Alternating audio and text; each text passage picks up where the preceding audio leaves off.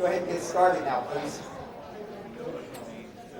Now, when people talk about great hypnotherapists of the 20th century, two names come to mind: Milton Erickson and Dave Elman. Now, when it comes to Milton Erickson, we have a lot of information, since dozens of books were written by Erickson and about Erickson.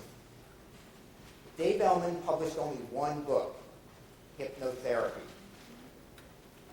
So why would anyone even mention these two men in the same breath?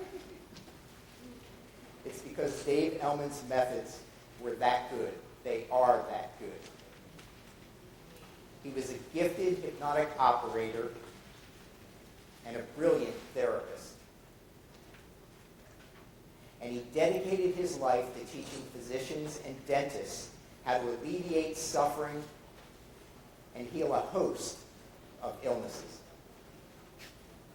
But very little is known about the man, Dave Elman. Well, this afternoon we're going to put that right.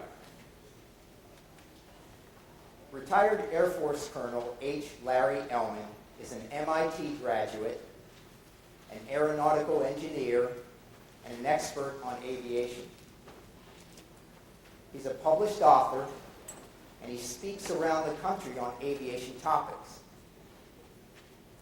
And now we are very pleased to have him here with us today. Ladies and gentlemen, Colonel Larry Elman.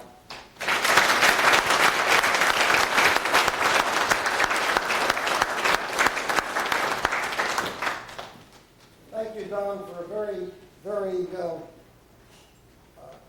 courteous and complimentary introduction. I really appreciate it. I also appreciate the opportunity to address all of you. I'd particularly like to thank Dwight Damon and Elsa Eldridge for this opportunity, and all of NGH. I'm very pleased to be here. I might remark that although I went through my father's course 3 times and spent some time as a stage hypnotist, I've been pretty much out of the field because I've been busy putting together airplanes.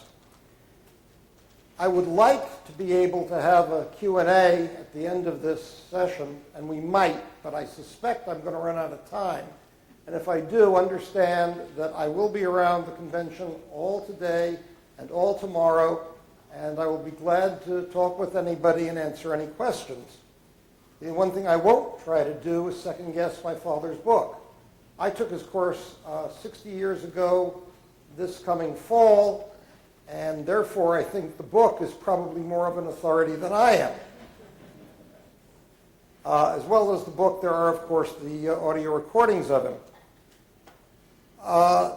Dad changed some of his answers over time. That's another thing. I took the course, if you do your math, back approximately in the 1950s. Dad's book was published in 1964. Between those two dates, there were many changes in specific procedures and specific analyses based upon experimentation by his students.